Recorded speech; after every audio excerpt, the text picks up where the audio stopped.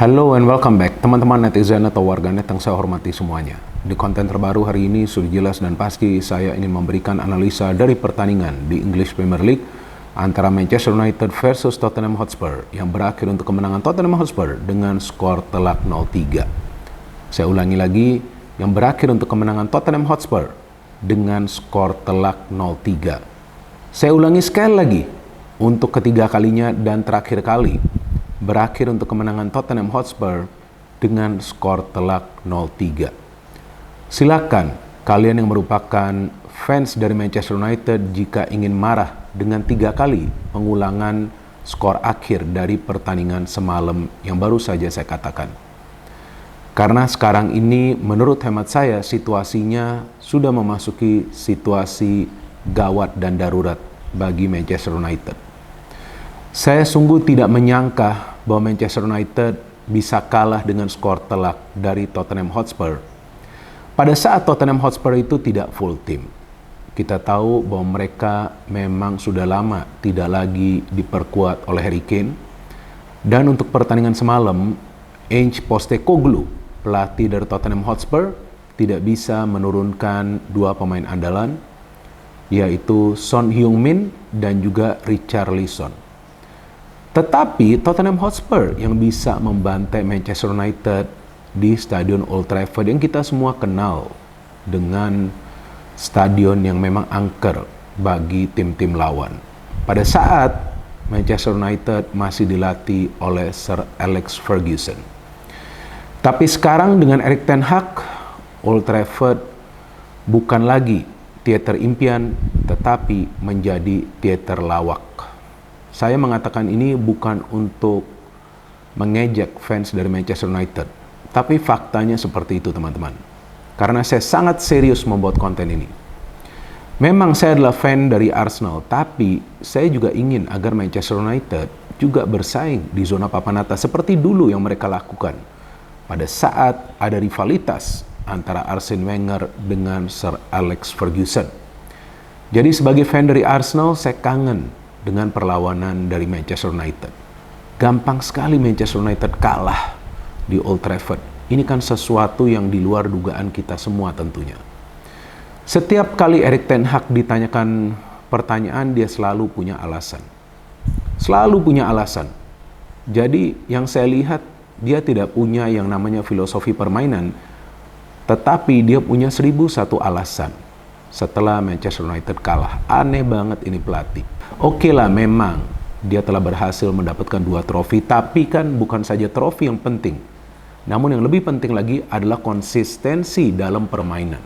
Saya nonton lagi loh pertandingan ini sampai full ya. Saya nonton lagi, baru saja saya selesai nonton pertandingan ini. Dan satu hal yang saya lihat dan saya kaget, kenapa para pemain Manchester United tidak memberikan tekanan atau yang namanya pressing kepada para pemain Tottenham Hotspur. Kenapa para pemain Tottenham Hotspur dengan begitu leluasa bisa membangun serangan? Kenapa para pemain Tottenham Hotspur berkali-kali mendapatkan ruang di area pertahanan dari Manchester United sampai Onana itu harus melakukan selusin saves untuk mencegah agar timnya tidak kebobolan lebih banyak gol.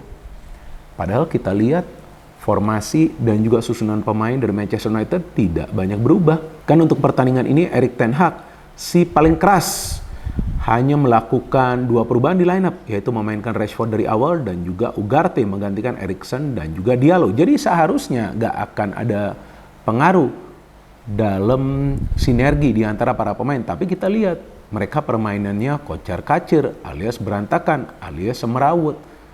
Nah, saya yakin teman-teman yang merupakan fans dari MU ini tidak akan suka dengan konten ini. Tapi ya kenyataan itu memang pahit dan kenyataan itu kadang-kadang menyakitkan.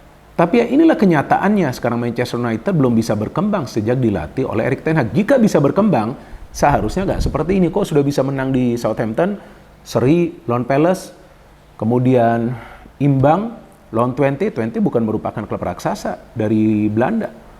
Dan sekarang kalah dari Tottenham Hotspur. Tottenham Hotspur tidak full tim, tapi lihat cara mereka bermain. Ada filosofi permainan yang jelas. Apa filosofi permainan dari Tottenham Hotspur? Attack and keep attacking. Bagaimana caranya mereka menyerang? Mereka menyerang bukan saja dari sektor sayap, tetapi mereka juga menyerang dari tengah. Kita lihat kreativitas mereka dibangun dari ruang pertahanan mereka sendiri. Maka itu ada pemain seperti Mickey van de Ven, kalau nggak salah namanya, yang bisa melakukan pergerakan soloran sebelum dia memberikan umpan kepada Johnson Brennan ya, saya kan nggak begitu hafal ya pemain-pemain dari Tottenham Hotspur. Ya, Brennan Johnson.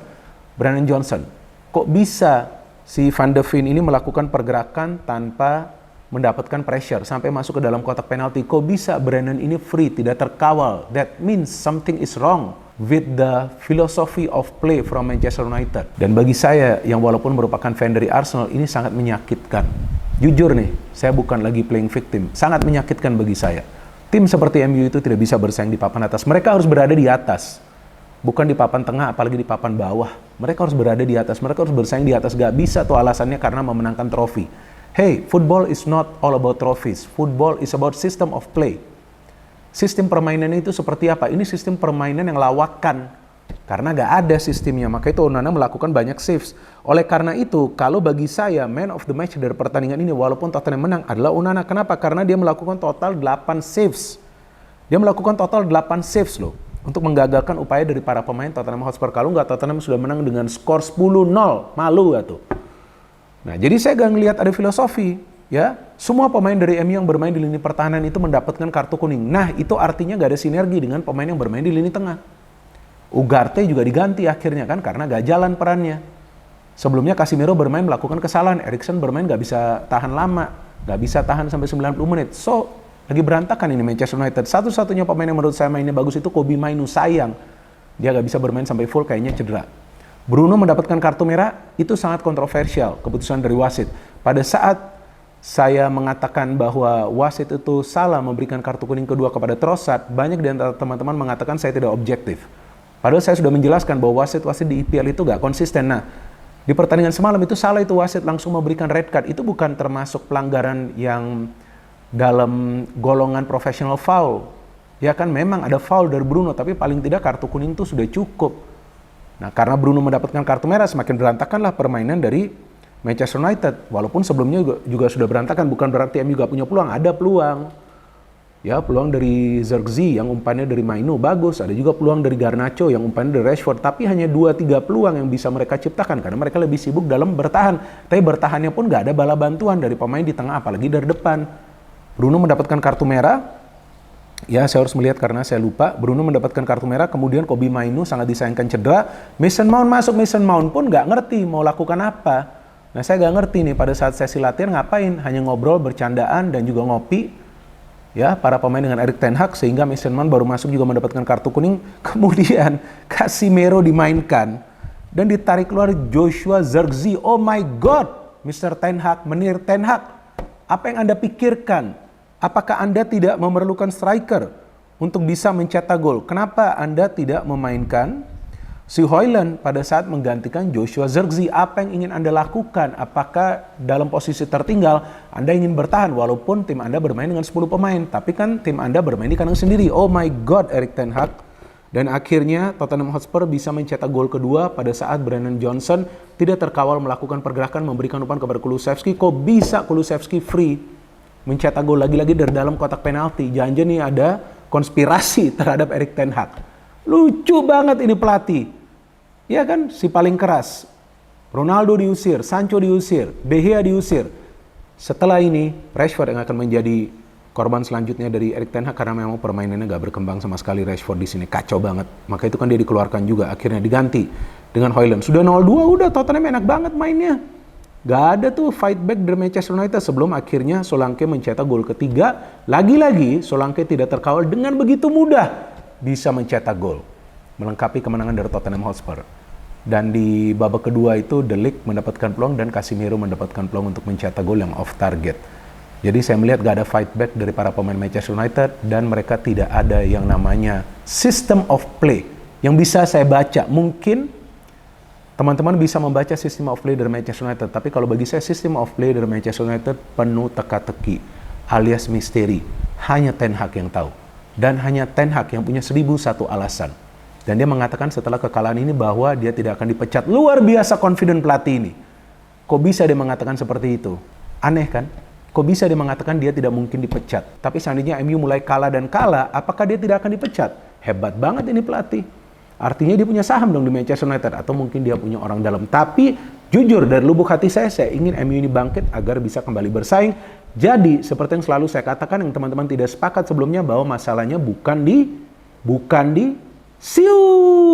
Cristiano Ronaldo teman-teman, ya, tapi ada di pelatih ini. Dan saya harapkan pelatih ini bisa lebih merendah dan juga belajar caranya bagaimana menerapkan sistem of play yang jelas agar Manchester United bisa meroket dan bersaing di papan atas. Apa yang kita pelajari dari pertandingan semalam, bahwa para pemain Tottenham Hotspur punya sistem of play.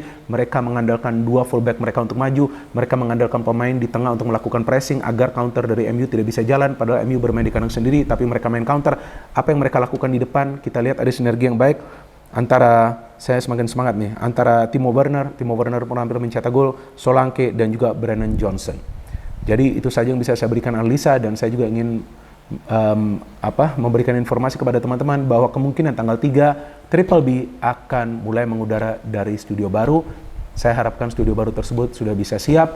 Saya tinggal memasang beberapa aksesoris di studio tersebut dan kemudian baru kita bisa langsung mengudara. Jadi memang sudah cukup panjang durasi dari konten ini. Jika saya ngomong kepanjangan, maka nanti kalian akan mengatakan orang ini hanya bisa bacot saja. Betul, saya hanya bisa bacot.